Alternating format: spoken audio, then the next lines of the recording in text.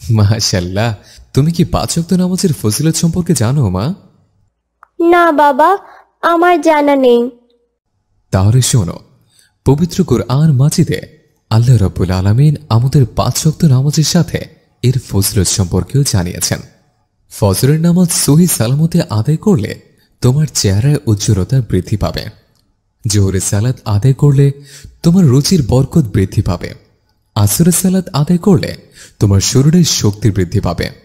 মাগরিবের নামাজ আদায় করলে তুমি দুশ্চিন্তা মুক্ত হবে এবং সর্বশেষ এশার সালাত আদায় করলে তোমার ঘুমের পরিতৃপ্তি আসবে। সুবহানাল্লাহ, নামাজের এত ফজিলত! এ সম্পর্কে আমার জানা ছিল না বাবা।